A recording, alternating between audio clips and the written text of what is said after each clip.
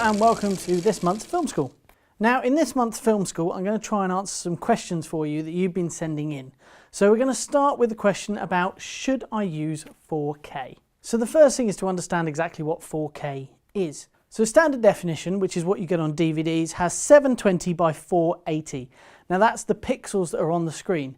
So the total amount of pixels in there is actually 405,504. So then we move on to HD, which is where you will have heard the term 1080, because it's actually 1920 by 1080 pixels.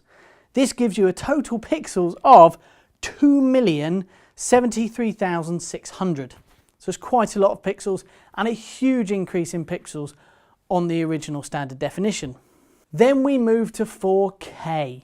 Now 4K is just over 4 times more pixels than you would get with HD. So you actually get 4096 by 2160, giving you a total pixel number of 8,294,406. But what does this actually mean? Well, it means you're getting a much higher quality picture, but will you be able to see it? Now, most experts say that the human eye cannot see the difference between HD and 4K unless the TV size becomes 40 inches or larger. Now, you might also look at a TV that is HD next to a 4K TV and it's say be a 32 inch and think you can see a difference, but you're not normally seeing the difference in pixels. What you're seeing is a difference between progressive and interlaced.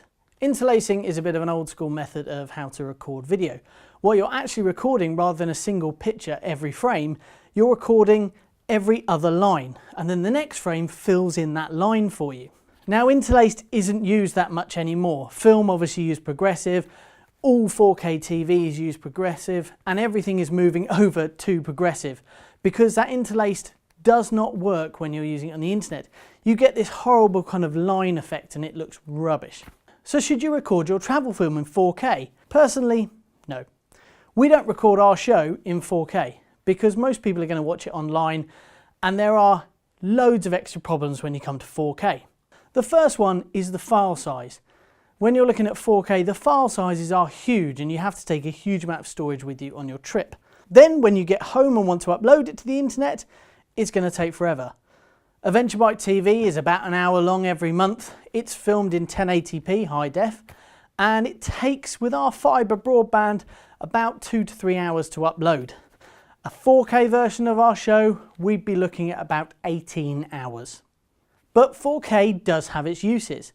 Now have a look at this. This is a bit of footage from our drone. Now we filmed this in 4K and it allows us to do something fantastic. It means that we can zoom in without losing any quality.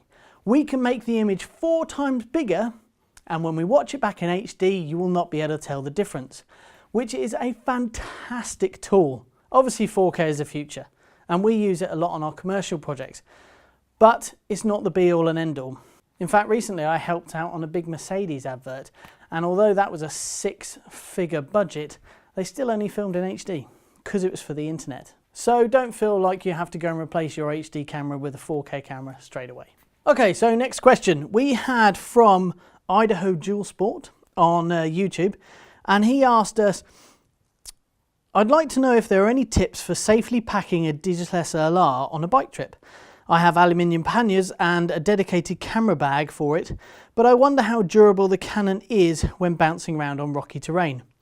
We also had a similar question from Lars Holst, I hope I said your name right, saying, I just wonder, wouldn't the cameras recommended need to be somehow waterproof or splash proof and shock absorbent in some way? So realistically, no, there are very few cameras out there that are really high end yet waterproof and have huge amounts of shock resistant in there.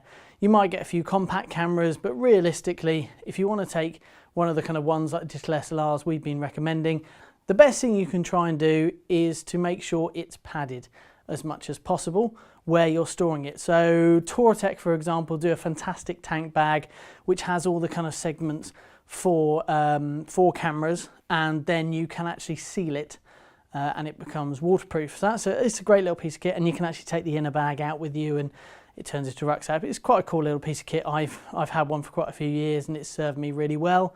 But the key is just make sure that you put plenty of kind of padding foam around your cameras, keep them as safe as you can, but just be prepared that they're going to get bashed about. So the next question I had was, can we have some tips on editing? Now this is a bit difficult because people use different editing softwares and things like that. However, I am trying my best to figure out a way that we can put it into this course, make it interesting and make it so that it kind of relates to all editing programs, not just something specific. The next question was, why do you have to have adverts? I would think it's pretty self-explanatory. You can't make a show like this for free. So we have some great supporters, sponsors and advertisers who come on. There is a way around it, if I'm honest. We have started a Patreon page, which if you go Patreon, www.patreon.com/AdventureBikeTV, you can donate on our Patreon page. And we do have a target on there that says if we reach a certain amount, we can get rid of advertising. But the advertisers there, they support us, they do a great job for us, and we're really pleased to have them on board and we love working with them. So, you know, show a little understanding. We can't make this show for free, I'm afraid. The next one to address is that we have a few viewers who, on a monthly basis, tell us how awful our show is and how much they can't stand it. Yet they watch it every month to tell us how bad it is. I would simply say, why are you watching if you hate it so much? You know, if you don't like it, don't watch it. It's fine. It's okay.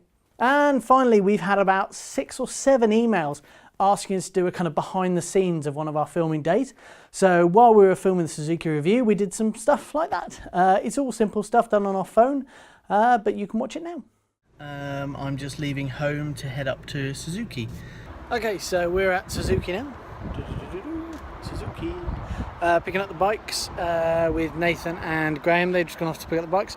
I'm setting up the cameras.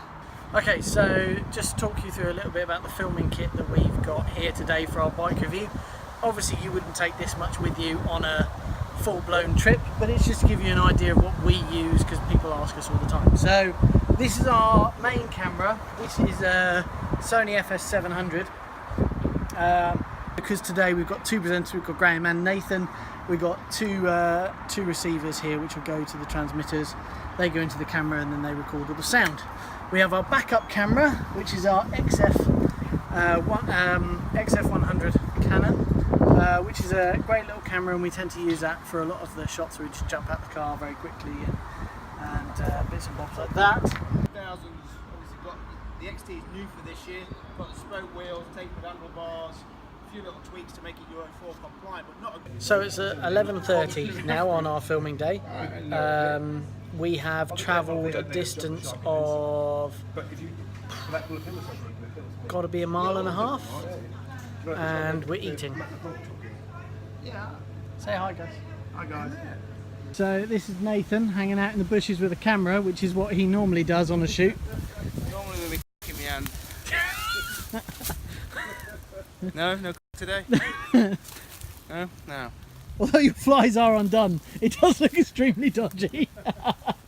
Been waving at a woman who just went past the Volvo XC90. She looked nonplussed.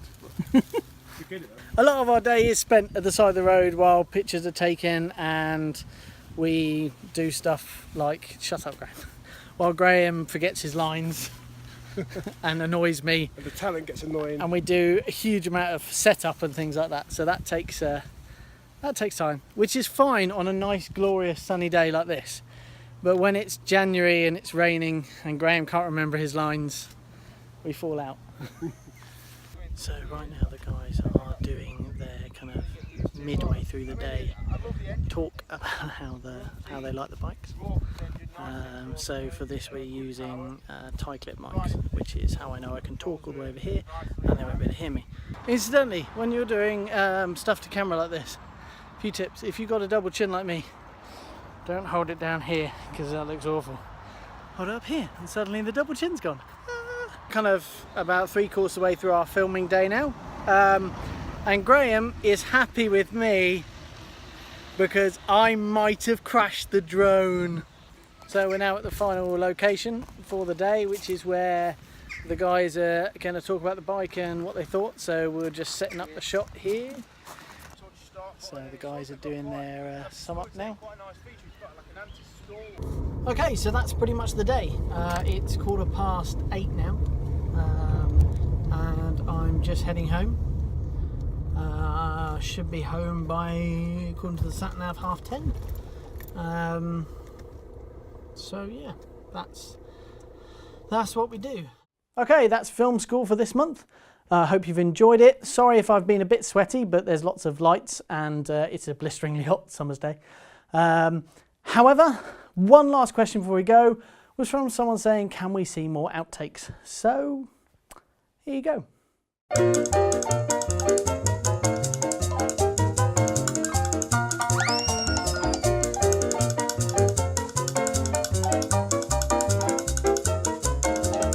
Ridden the original. Okay. All right, all right. I'll get the bike review. Okay. Graham, jeez, man. Oh, I tell you what. Because they've been amazing. They've been amazing this year, so Gonna have to do that we're going to again. have to do this again.